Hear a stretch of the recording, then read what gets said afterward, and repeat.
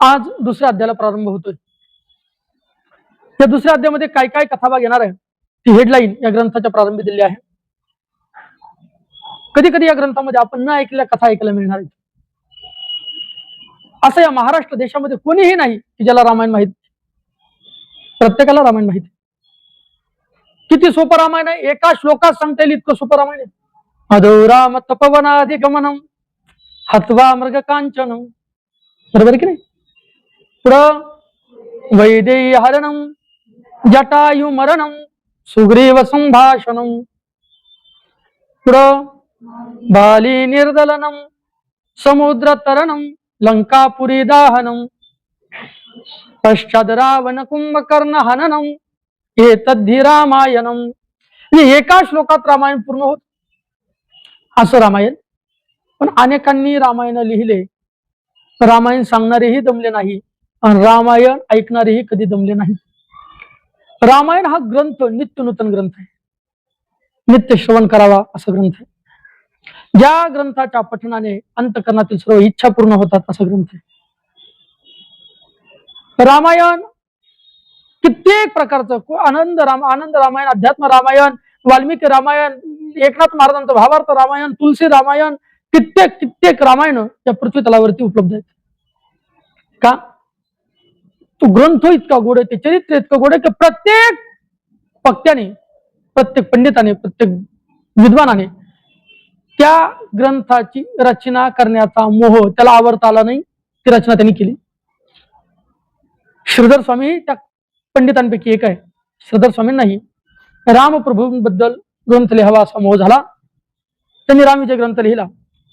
ग्रंथाच्या पहिल्या अध्यायाचं चिंतन आपलं पूर्णत्वाला गेलं. आज दुसऱ्या अध्यायाला प्रारंभ आहे आणि मग प्रत्येक अध्यायाच्या प्रारंभी गणेशाला नमस्कार करणं हे ठरलेलंच आहे. कारण कार्य कोणतंही राहो, गणपतीला नमस्कार केल्याशिवाय जमत नाही. जर एखादं कार्य निर्विघ्नपणे पार पडावं असं वाटत असेल तर त्याकरिता गणपतीची आराधना करावी लागते. गणपती ही देवता सर्व कार्य निर्विघ्नपणे पार पाडणारी देवता आहे. जरी स्वरूपाने अकराळ विक्राळ दिसत असली, वक्रतुंड महाकाय सूर्यकोटी समप्रभ. वक्रतुंड, तुंड म्हणजे तोंड आणि वक्र म्हणजे वाकडं. जरी ही देवता वाकड्या तोंडाची, वाकड्या सोंडीची असली तरी सुद्धा महाकाय, महा म्हणजे मोठी, काया म्हणजे शरीर, मोठ्या शरीराची असली, वक्रतुंड महाकाय. तिचं तेज सूर्यकोटी समप्रभ. कोटी सूर्य एकत्रित आल्यानंतर जो प्रकाश पडेल तेवढं तेज या गणपतीचं स्वतेज आहे. स्वतःच्या शरीराची कांती आहे, तितकी दिव्य आहे, तितकी तेजमय. आणि अशा गणपतीला सर्व कार्य निर्विघ्न होण्याकरता, सदा निर्विघ्न होण्याकरता नमस्कार करायचा. निर्विघ्नम कुरु मे देव सर्व कार्येषु सर्वदा. मे सर्व कार्येषु सर्वदा निर्विघ्नम कुरु. माझ्या सर्व कार्याला सदा सर्वदा निर्विघ्न करावं म्हणून त्या निर्विघ्न कार्यकर्त्या गणपतीला नमस्कार केला जातो. गणपती देवता दुःखाचं हरण करणारी देवता आहे. तर आरती सगळ्यांची पाठच आहे. कोणी लिहिली आरती? गणपतीची आरती कोणी लिहिली? रामदास स्वामींनी लिहिली. रामदास स्वामी रामाचे मुख्य उपासक, रामाचे मुख्य उपासक रामदास स्वामी. त्यांनी इतर देवतेचा मोह कधी धरला नाही. एवढंच काय, एक दिवस हे रामदास स्वामी पंढरपुरात गेले आणि पंढरपुरात गेल्यानंतर पांडुरंगाकडे पाहिलं आणि भांडण सुरू केलं. हे पांडुरंगा, येथे उभा का श्रीरामा, मनमोहन मेघ श्यामा. चापबाण काय केले, करकटावरी ठेविले. कुठे गेली सीतामाई, येथे उभी रखमाबाई. काय केली गोदा गंगा, येथे आहे चंद्रभागा. भांडण करायला सुरुवात केली. हे पांडुरंगा, हे रामा, हे कोणत्या रूपाचं सोंग तू धारण केलंस? ते सोंग पलाट आणि मला राम रूपात दर्शन दे. त्या पंढरपूरच्या पांडुरंगाला रामदास स्वामींना राम रूपात दर्शन द्यावं लागलं. रुक्मिणी आईसाहेबाला सीतेच्या रूपात दर्शन द्यावं लागलं. असे रामदास स्वामी, इतर देवतेचं वर्णन न करणारे रामदास स्वामी, रामाबद्दल एकनिष्ठ असणारे रामदास स्वामी. भक्त हा देवाप्रती एकनिष्ठ असला पाहिजे. जर एकनिष्ठ नसेल तर त्याला भक्त म्हणता येणार नाही. भक्ती ही एक निष्ठतेची असावी, निष्ठा निष्ठेची नसावी. आपली भक्ती ही निष्ठा निष्ठेची आहे. वार बदलला की आपला देव बदलतो. रविवार आला की अहम वाग्या सुहम वाग्या प्रेम नगरा वारी, सावध होणी भजने लागा देव करा कैवारी, वारी माझ्या मल्हारीची वारी. बरोबर की नाही? सोमवार आला की हे भोळ्या शंकरा. बरोबर. मंगळवारी देवीची उपासना, अनादि निर्गुण प्रगटली भवानी.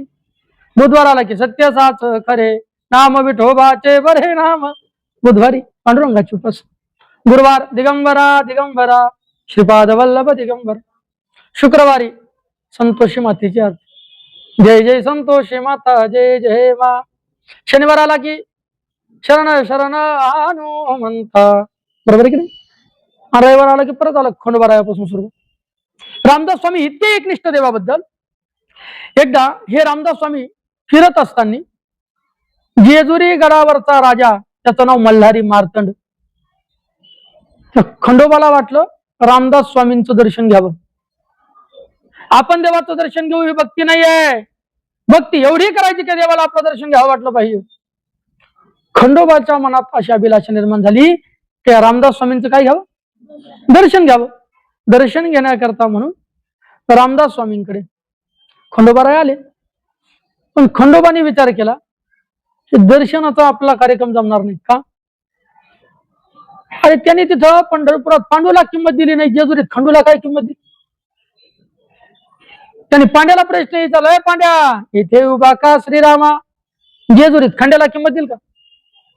मग खंडोबारायांनी तिथे आपल्या विचाराला स्थगिती दिली. पण असे रामाबद्दल एक निष्ठ असले रामदास स्वामी, त्यांच्या नावातच रामदास, ज्यांनी दास्यत्व आयुष्यभर रामाचं केलं ते रामदास. त्यांचा जन्म जालना जिल्ह्यात जांब या गावी झाला. लिहून घ्या, नोट डाऊन. असे रामदास स्वामी, पण ते सुद्धा गणपतीची आरती करतात. सुख करता दुःख हरता वारता विघ्नाची, नुरवी पूर्वी प्रेम कृपा जयाची. बरोबर. सुख करता म्हणजे सुख प्राप्त करून देणारा, दुःख हरता म्हणजे दुःखाचं हरण करणारा, वारता विघ्नाची म्हणजे विघ्नाची वार्ता आणणारा, विघ्नाची वार्ता आणणारा गणपती आहे.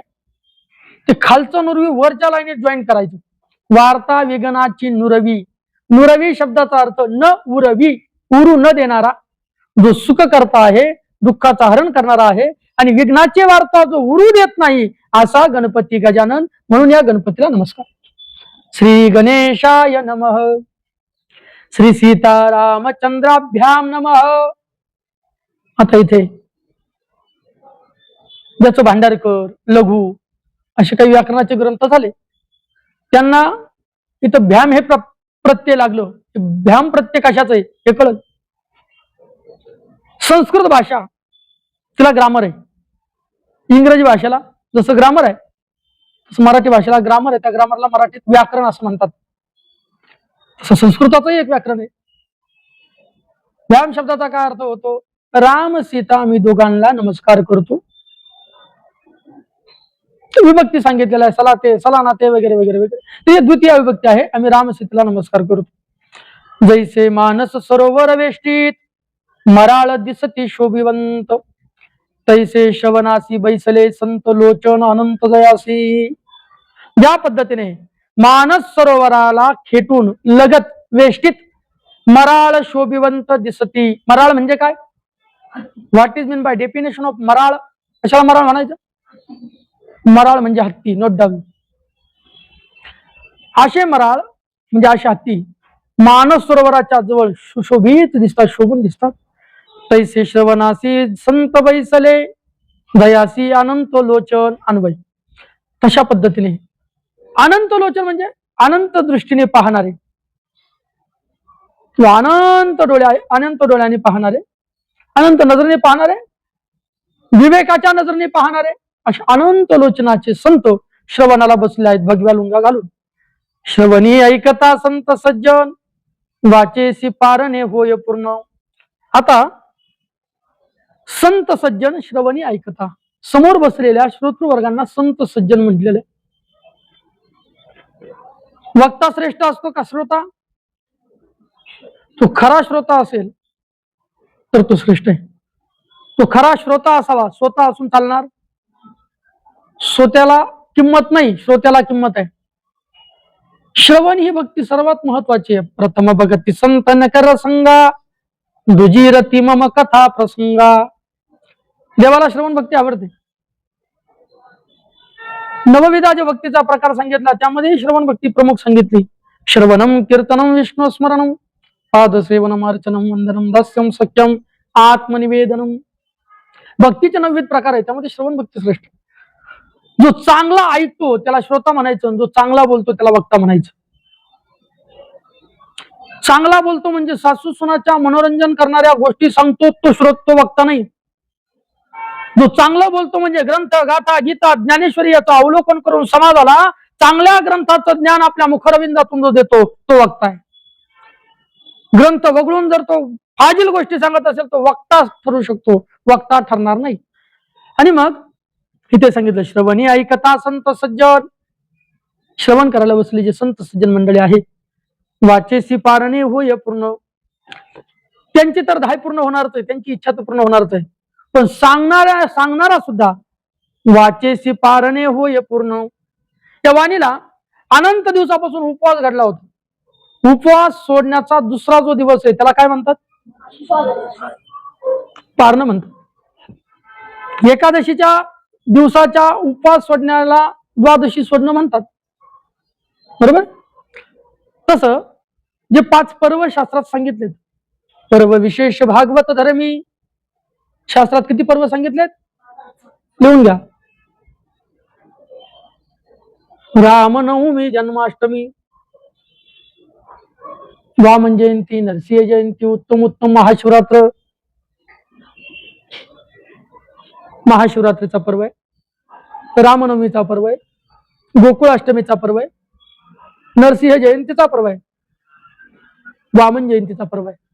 असे 5 पर्व सांगितले. या 5 पर्वाच्या दिवशी एकादशी सारखा उपवास करायचा असतो.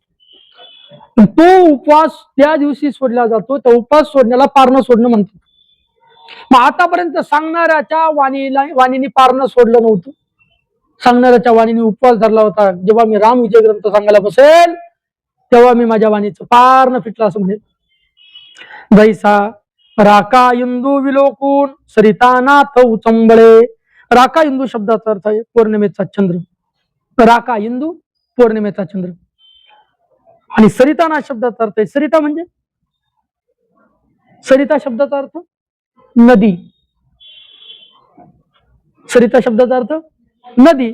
अशा नदीचा नाथ, स्वामी, मालक त्याला काय म्हणतात? समुद्र. मग असा समुद्र जैसा राका इंदू विलोकून सरितानाथ उचंबळे. चंद्र जसजसा आपल्या कलेने वृद्धी पावतो, वाढतो, तसा तसा समुद्राला आनंद होतो. आणि मग समुद्र उचंबळू लागतो. जसं बाप मुलाच्या उत्कर्षाने स्वतःची छाती फुगवतो, तसा समुद्र चंद्र वाढीला लागला की त्याला भरती येते. कसं काय? चंद्राचा समुद्राचा काय संबंध आहे? समुद्र मंथनातून जे रत्न निघाले त्यापैकी चंद्र हे एक रत्न आहे. समुद्र कोण झाला? नात्याने बाप झाला, आणि चंद्र मुलगा झाला, पुत्र झाला. मग पुत्राच्या विजय पिता संतोषितच आहे. मुलाची कामगिरी पाहून बापाचं अंतकरण भरून येतो. जैसा राका इंदू विलोकून सरितानाथ उचंबळे. कि वर्षा काळी गंगेशी पूर, कि घन गर्जता नाचती मयूर, कि वसंत देखुनी सुंदर, कोकिळा गर्जे आनंदे.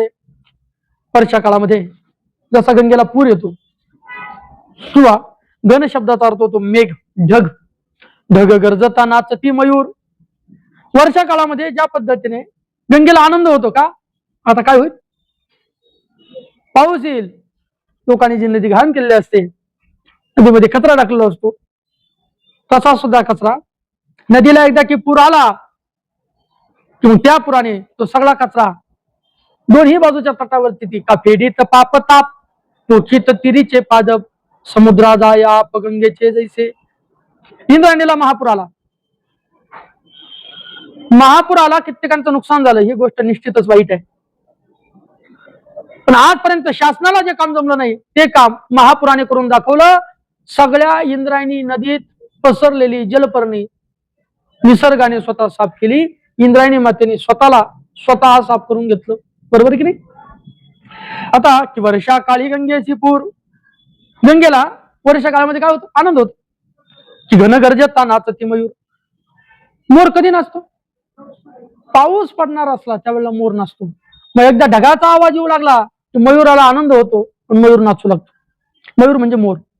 की वसंत देखोनी सुंदर कोकिळा गरजे आनंदे, की सुंदर वसंत ऋतू आता आलेला आहे हे पाहून कोकिळा सुमधुर अशा पद्धतीने गायन करायला सुरुवात करते. की रवी देखता कमले विकासती, की दाता देखून याचक हर्षती, तैसी देखोनी संत मूर्ती वाग्देवीसी आनंद. बघा ज्या पद्धतीने रवी देखोनी कमले विकास होते, कमलाचा विकास होतो. कोणाला पाहून? रवीला पाहून, म्हणजे सूर्याला पाहून. काही कमळ हे सूर्य विकासनीय आहेत. सूर्यफूल माहिती आहे तुम्हाला? त्याचा विकास कशाने होतो? सूर्याने होतो. सूर्य जिकडे राहील तिकडे त्याचं तोंड असतं. तसं सूर्यविकासनी कमल आहेत.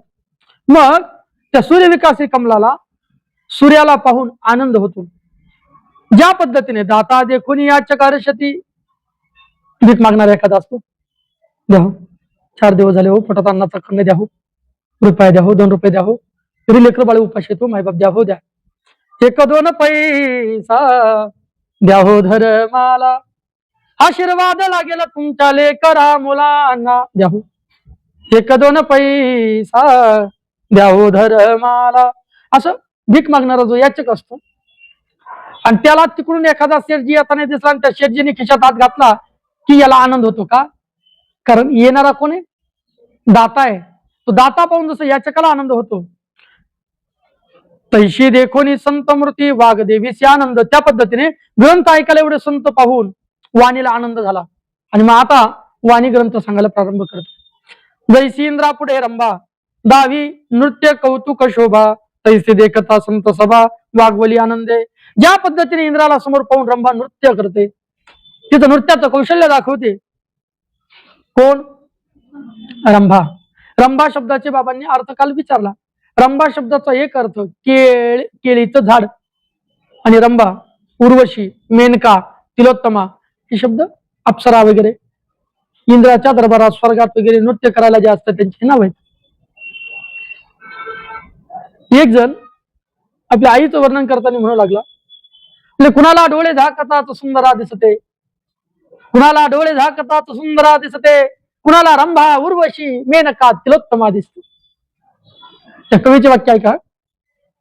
कुणाला डोळे झाकतात सुंदरा दिसते, कुणाला रंभा उर्वशी मेनका तिलोत्तमा दिसते, नवलावकी जगात कुणाला काय काय दिसते, तू डोळे झाकतात मला शेतात राबणारी माझी कष्टकरी माय दिसते, माझी आई दिसते. ऐका, मेनका तिलोत्तमा रंभा पुरुष स्वर्गात राहणार. इंद्रा पुढे इंद्र दरबारात नाचणारी जी आहे तिचं नाव रंभा. ती रंभा तुम्हाला पाहिजे? पाहिजे रंभा? ती रंभा एकानेच पाहिली, मकरंदानसपुराने गाढवाच्या लग्नात. अशी ही रंभा, ती काय करते? नृत्य कौतुक शोभा दाखवी. समोर इंद्रदेव आपलं गुण पाहण्याकरता बसला हे पाहून ती आपलं नृत्य दाखवते, कला दाखवते, नाचण्याचे कौशल्य दाखवते. तैसी देखता संत सभा वागवली आनंदे. तिला जसं समोर आपलं नृत्य पाहण्याकरता इंद्र बसलाय हे पाहून जसा आनंद वाटतो, तसं समोर ग्रंथ ऐकण्याकरता हे सगळे साधू संत पाहून सांगणाऱ्याच्या वाणीला, वाग्वलीला आनंद प्राप्त होतो. कैसे द्यावे दृष्टांत हे मी नेणे निश्चित, परी माझे अन्याय समस्त संती पोटात घालावे. श्रीधर स्वामी हात जोडून विनंती करताय, कैसे द्यावे दृष्टांत. आता किती म्हणून दृष्टांत द्यावे किंवा कशा पद्धतीने दृष्टांत द्यावे हे मी नेणे निश्चित, हे मला काय माहित. कसे दृष्टांत कुठे योग्य पडतात हे मला काही माहित नाही. म्हणजे बघा, योग्य दृष्टांत देऊ नये, कदाचित माझ्याकडनं हे दृष्टांत योग्य दिल्या जात नसतील असं श्रीधर स्वामी म्हणतोय. आणि इथं एकच टिप्पण ज्याचं बसलंय ते गावभर म्हणतोय, त्या महाराष्ट्रात पठ्ठ्यासारखा कीर्तनकार कोणी नाही. अरे बाबा, एकच टिप्पण रे, दुसऱ्या अभंगावर कीर्तन करत नाहीस तू, पण तरी इतके छाती टोकून सांगतो पठ्ठा कीर्तनकार श्री हा बाप श्रीधर स्वामी कित्येक ग्रंथाची निर्मिती ज्यांनी केली, ज्यांचा ग्रंथ भांडार वाचताना मोठ्या मोठ्याच्या डोक्याच्या फ्युजा बंद पडतात, उडतात, चक्रावतात डोके विद्वानाचे सुद्धा. आणि आशिष श्रीधर स्वामी म्हणतात, कसा दृष्टांत द्यावा हे मला कळत नाही. जे माणसं खरंच मोठे असतात, जे माणसं खरीच मोठे असतात ना, ते कधीही स्वतःकडे कमीपणा घेतात. आणि जी माणसं खरंच मोठेपणाच्या लायकीचे नसतात, ते कायम ताट असतात. पण सांगून जाईल, ताट माणसं टिकत नाहीत, महापुरे झाडे जाती तेथे लवाळे राहती. लव्हाळ नावाचा एक प्रकार जे की नदीमध्ये आपला पाहायला मिळतो. महापुरामध्ये मोठे मोठे झाड मुळासहित उपटून फेकला जातो, पण लवाळ राहतात का? नम्र असतो म्हणून. नम्रता अंगी असली पाहिजे. नम्र जो असतो तो सगळीकडे पूजला जातो. नम्रता हा विद्यार्थ्याच्या ठिकाणी गुण असणं गरजेचं आहे. कारण केवळ विद्या असून चालत नाही. विद्या विनयेन शोभते. विद्या ही नम्रतेने शोभून दिसत असते. विद्यार्थी कसा असला पाहिजे? कसा असला पाहिजे? नम्री असला पाहिजे. नम्री, तो नम्री नसला पाहिजे. आजकाल माणसात नम्रता दिसत नाही. माणसं नम्री कमी झाले, नम्री जास्त झाले. कसं असलं पाहिजे? नम्री असलं पाहिजे, नम्री असलं पाहिजे, नम्र असलं पाहिजे. आणि अशा पद्धतीचं नम्रत्व स्वतःच्या ठिकाणी घेऊन श्रीधर स्वामी म्हणतात, कैसे द्यावे दृष्टांत हे मेनेने निश्चित, परी माझे अन्याय समस्त संती पोटात घालावे. माझे अनंत अन्याय ते संतांनी काय करा, त्या अन्याय पोटात घाला. शिवकंठी हळहळ की सागरा पोटी वडवानळ, की सृष्टीचा भार सकळ पाताळी कुर्मे धरियला. ज्या पद्धतीने शिवानी कंठामध्ये हळहळ नावाचं विष धारण केलं, शिवानी ज्या पद्धतीने कंठात विष धारण केलं, की सागरा पोटी वडवानळ, सागराच्या खाली एक अग्नी असतो, त्याचं नाव आहे वडवानळ. का वडवानळ साधू कला ज्ञानेश्वरी मध्ये उभी आहे, पण त्याकरता ज्ञानेश्वरी वाचावी लागेल. ज्ञानेश्वरी जो कोणी वाचतो साधू संतांना त्याबद्दल इतकं प्रेम आहे, वाचेल जो कोणी जणी त्याची लोटांगणी. वाचावी ज्ञानेश्वरी डोळा पहावी पंढरी, ज्ञान होय मुडा अतिमूर्ख त्या दगडा. ज्ञानेश्वरी वाचनाचं फल आहे. ज्ञानेश्वरी वाचली पाहिजे, नित्यपाठाचा ग्रंथ असला पाहिजे. शिवानी कंठामध्ये हळद बीज धारण केलं आणि सागराने पोटामध्ये वडवानळ धारण केलं. सगळ्या पृथ्वीचा, सगळ्या सृष्टीचा भार ज्या पद्धतीने पाताळात कुर्माने धारण केलं, कासवाने धारण केलं. सकळा प्रकाश दैशी शिशी दैसा शशी, परी द्वितीयसी लोक वाहते दिशी दशी, की हिमनग जमाता जग हिमनग जामातासी धतुर पुष्पे समर्पिती. सकळा प्रकाश दैसा शिशी, परी द्वितीयसी लोक वाहते दशी. दशी शब्दाचा अर्थ होतो दोरा. सगळ्यांना प्रकाश कोण देतो? शशी म्हणजे चंद्र देतो. सकळा प्रकाश दैसा शशी, परी लोक द्वितीयसी दशी वाहती. लोक मात्र त्याला द्वितीयला त्याची पूजा करण्याकरता दोरा घेतात आणि दोरा पेटवतात, विज्ञानी ओवाळतात. की ही मनग जामातासी धतुर पुष्पे समर्पिती. ही गणक जामात म्हणजे शंकर. हिमालय, त्या हिमालयाचा जामात, जामात शब्दाचा अर्थ होतो जावाई. हिमालयाचा जावाई कोण आहे? भगवान श्री शंकर आहेत. आणि श्री शंकर त्याला दत्तूर पुष्प वाहतात, म्हणजे धोत्राचे फुलं वाहतात. तैसीचे शब्द निश्चित सज्जनी हृदय धरिले सत्य, असो प्रथमाध्यायी गतकथार्थ वद्धरीला वाल्मिक नारद आहे. ज्या पद्धतीने सगळ्या जगाला प्रकाश देणारा चंद्र, पण त्याला लोक द्वितीयेच्या दिवशी काय वाहतात? दसोडी दोरा वाहतात. एवढ्या सगळ्या जगावर उपकार करणारा महादेव, त्याला लोक धोत्राचं फुल वाहतात. तशाच पद्धतीने मी सामान्य माणूस, सामान्य अशा पद्धतीचे दृष्टांत तुम्हाला देतोय. सामान्य माझी वाणी आहे, सामान्य पद्धतीचे विषय मला अवगत आहेत, तशा पद्धतीने मी बोलतोय असं श्रीधर स्वामी बोलतायत. तैसीचे शब्द निश्चित सज्जनी हृदय धरिले सत्य. जसं चंद्र सगळ्या जगाला प्रकाशित करण्याचं सामर्थ्य असताना दसोडी घेतो, स्वीकारतो. सगळ्या जगाला दान देण्याचं सामर्थ्य ज्याचं तो महादेव धोत्राचं फुल स्वीकारतो. एवढा मोठा शंकर पण त्याला धोत्राचं फुल, एवढा मोठा चंद्र पण त्याला दसोडी. तसं एवढे मोठे संत सज्जन तुम्ही, आता हे माझे मराठीचे बोल, प्राकृत बोल, याचा तुम्ही स्वीकार करतायत. असू द्यात. आता तुम्ही तर उदार आहात, तुमचं अंतकरण मोठं आहे म्हणून तुम्ही या पामराची कथा ऐकण्याकरता बसला, तसं श्रीधर स्वामी म्हणतात. असो प्रथमाध्यायी गतकथार्थ. असू द्यात. पहिल्या अध्यायामध्ये काय कथा होऊन गेली, गतकथार्थ. गत म्हणजे काय होऊन गेली. दोन भाग असतात. मालिका जरी लागली एखादी तरी पूर्वसूत्र असतं. आधी काय पाहिलं तसं प्रथमाध्यायी गतकथार्थ. पहिल्या अध्यायामध्ये आपण काय कथा पाहिली? उद्धरीला वाल्मिक नारदे. पहिल्या अध्यायामध्ये वाल्मिक ऋषीने नारदाचा उद्धार केला असं श्रीधर स्वामी सांगतायत. रामकथेचा आरंभ येथून जेवी मूळ संकीर्ण कृष्णावेनी परी पुढे विशाळ समुद्र गामिनी जाणी जे सज्जनी कथा तैसी. आता रामकथेचा आरंभ येथूनच होतो. कुठून? नारद मुनीने वाल्मिक मुनीचा उद्धार केला, येथून रामकथेला खऱ्या अर्थाने सुरुवात होती.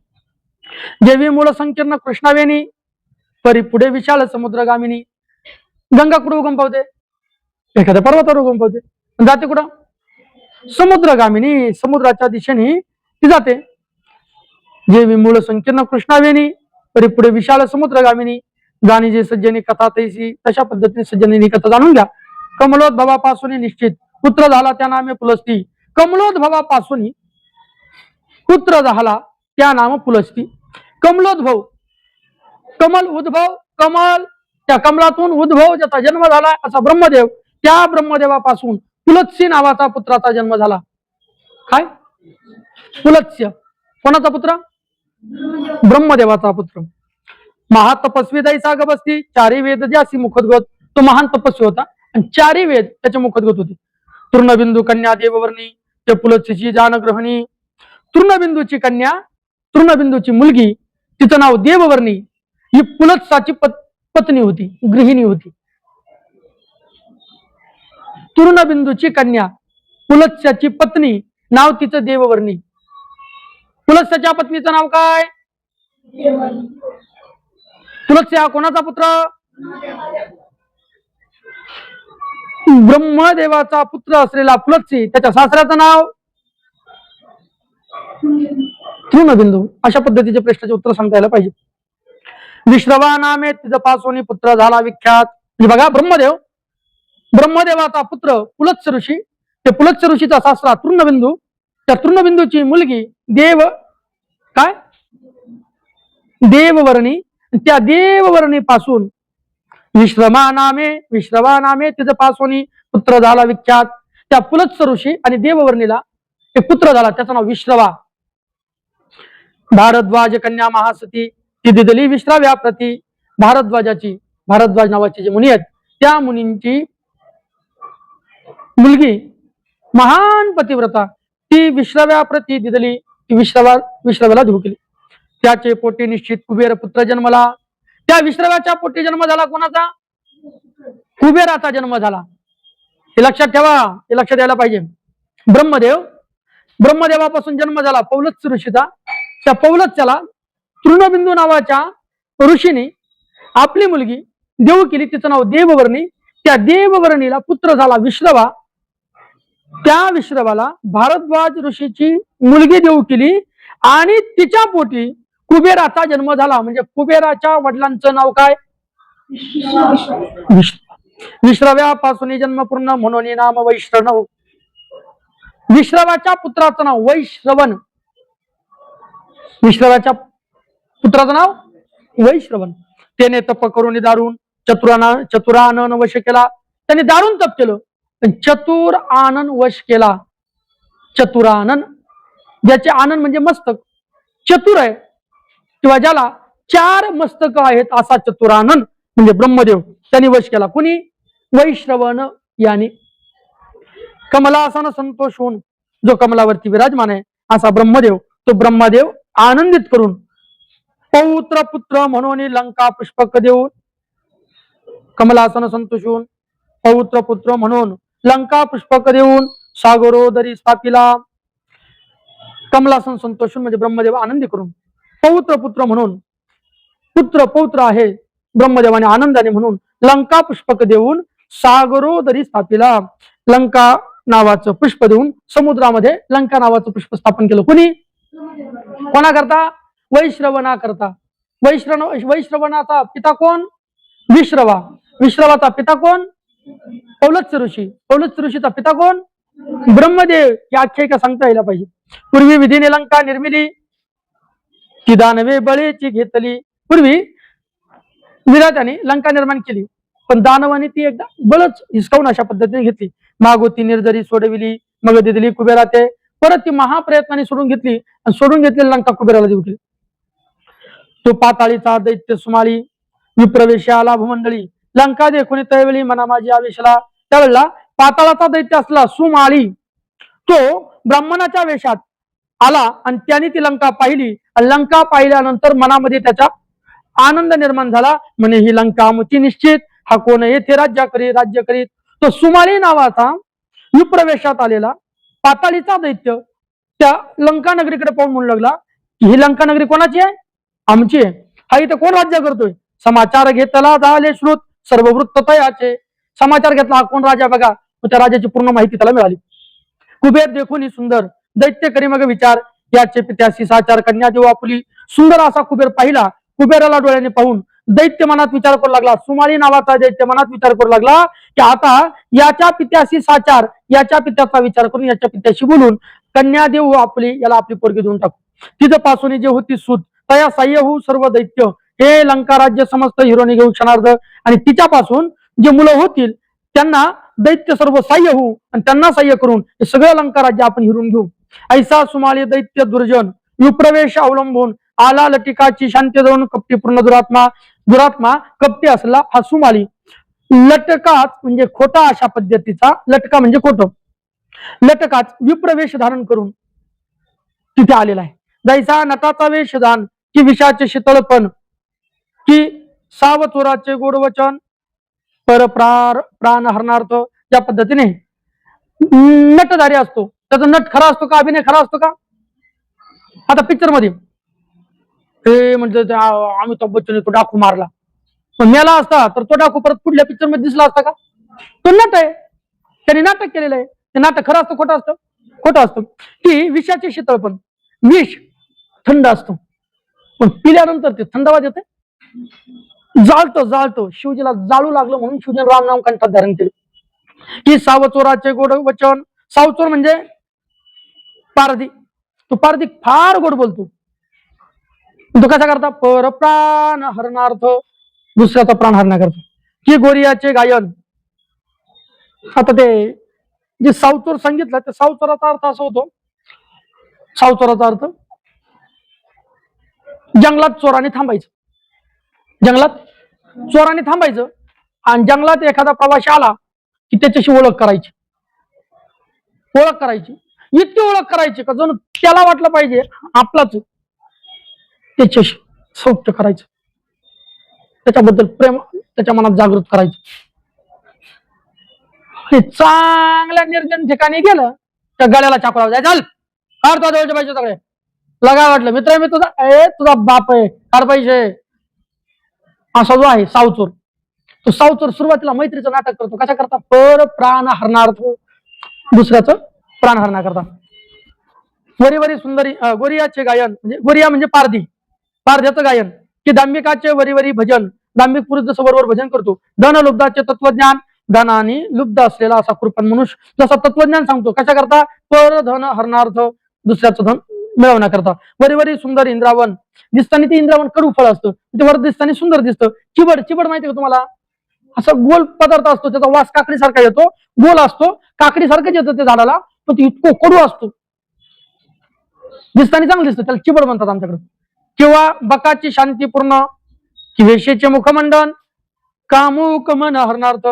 किंवा बघा एक पाय तळ्यात एक पाय माळ्यात म्हणजे वर घेतो आणि साधू सारखा बसतो. कशासाठी? मासा टिपण्यासाठी. परप्राण हरणार्थ. वेश्या मेकअप करते, लाली लिपस्टिक, कशासाठी? कामुक मन हरणार्थ, कामुक पुरुषाचं मन हिरावून घेण्यासाठी. की साधू वेश धरून शुद्ध यात्रेची फिरते जायचे महिन, की वाट पाड्या निरंजनी शुद्ध सिद्ध होणी बैसले 25 ओवी. या पुढल्या ओव्याचे चिंतन आपण उद्या करू. म्हणजे ज्या पद्धतीने एखादा लोकाला फसवण्याकरता चुकीचं रूप धारण करतो, दुर्जन सुद्धा साधूचा रूप धारण करतो, तशा पद्धतीने या सुमालीने आपलं रूप धारण, साधूचं रूप धारण केलं, आपलं मूळ रूप टाकलं. कशा करता? लंका आपली करून घेण्याकरता. या संबंधाने आपण आता उद्या चिंतन करू. एकच विषय, त्या विषयाकरता किती दृष्टांत दिलेत बघा. ग्रंथ फारच गोड आहे. असो क्रमशः आपण या ग्रंथाचं चिंतन दररोज करत आहोत. यामध्ये आपल्याला रावण पूर्वजन्मी कोण होता, रावणाचा जन्म कुठून झाला, ब्रह्मदेवाशी रावणाचं नेमकं नातं काय आहे, हे सगळ्याच आपलं एक एक करत ग्रंथाच्या आधारे चिंतन करायचंय. आजची कथा याच ठिकाणी विश्राम घेते. पुंडलिक वरदारी विठ्ठल श्री ज्ञानदेव पंढरीनाथ भगवान की जय. माऊली ज्ञानेश्वर जगद्गुरु तुकाराम महाराज सद्गुरु जोग महाराज की जय. आपल्या या युट्यूब चॅनेलवर दररोज रामविजय ग्रंथ क्रमशः निरूपण होणार आहे. त्यानंतर जशी प्रभूची इच्छा असेल हरिविजय, पांडव प्रताप वेगवेगळ्या ग्रंथावर चिंतन आपण करू. त्याकरता या चॅनलवरती तुम्ही जर नवीन असाल चॅनलला सबस्क्राईब करा, व्हिडिओ आवडल्यास लाईक करा, कमेंट करा, शेअर करा. पुंडलिक वरदारी विठ्ठल श्री ज्ञानदेव पंढरीनाथ भगवान प्रभू रामचंद्र भगवान की जय.